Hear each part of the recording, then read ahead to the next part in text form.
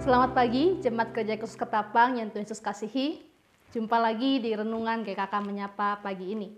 Semoga kita semua dalam keadaan sehat dan sukacita selalu.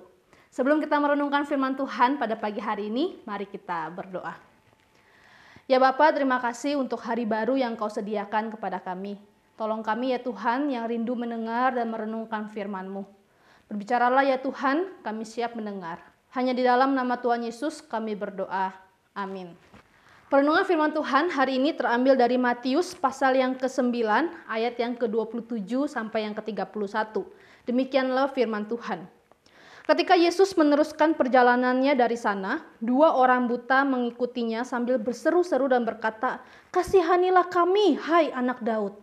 Setelah Yesus masuk ke dalam sebuah rumah, datanglah kedua orang buta itu kepadanya dan Yesus berkata kepada mereka, "Percayakah engkamu bahwa aku dapat melakukannya?" Mereka menjawab, "Ya Tuhan, kami percaya."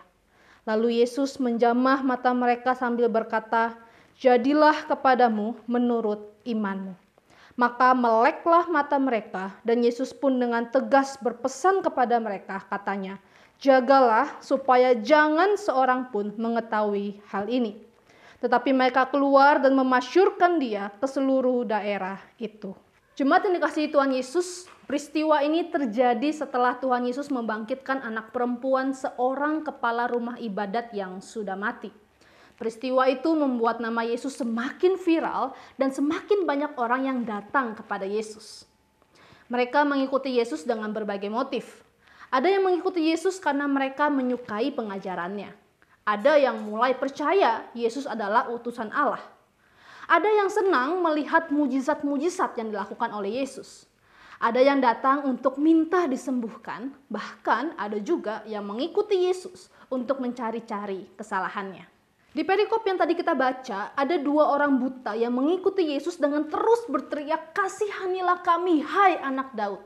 Tentu dengan mudah kita bisa menebak motif orang buta itu mengikuti Yesus adalah untuk mencari kesembuhan. Tapi mari kita perhatikan seruan 2 orang buta ini. Mereka memanggil Yesus dengan sebutan anak Daud yang merupakan gelar mesianik. Sehingga bisa kita asumsikan bahwa 2 orang buta ini memiliki pengharapan bahwa Yesus adalah Mesias, utusan Allah yang dijanjikan oleh para nabi dengan salah satu tandanya yaitu mencelikkan yang buta.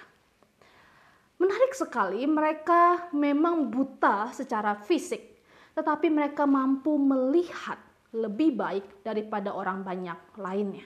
Tuhan Yesus pun bertanya, "Percayakah kamu bahwa aku dapat melakukannya?" Mereka menjawab, "Ya Tuhan, kami percaya." Lalu Yesus berkata, "Jadilah kepadamu menurut iman."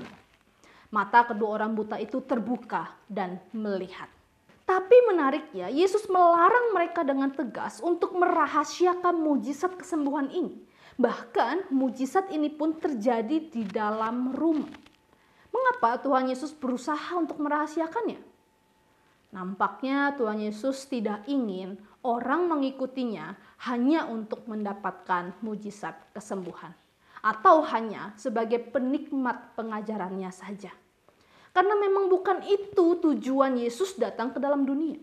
Tuhan Yesus tidak mau orang-orang mengenalnya hanya sebagai juru obat. Tetapi sesungguhnya ia adalah juru selamat yang menebus masalah terbesar manusia, yaitu dosa dan keterhilangannya di hadapan Allah. Jemaat yang dikasihi Tuhan Yesus, perikop kita hari ini menantang kita dengan sebuah pertanyaan. Apa motifmu dalam mengikut Yesus? Apakah hanya sekedar mendapatkan kesembuhan, kesuksesan, dan keberhasilan semata? Apakah hanya untuk menyenangkan orang tua atau kekasihmu? Atau sungguh-sungguh kita memahami, mengenal, dan mempercayai Yesus sebagai Tuhan dan Juru Selamat yang menguasai hati dan pikiran kita. Dan hanya kepada Dia sajalah seluruh ambisi dan tujuan hidup kita terarah. Biarlah kita merenungkannya baik-baik. Amin. Mari kita berdoa.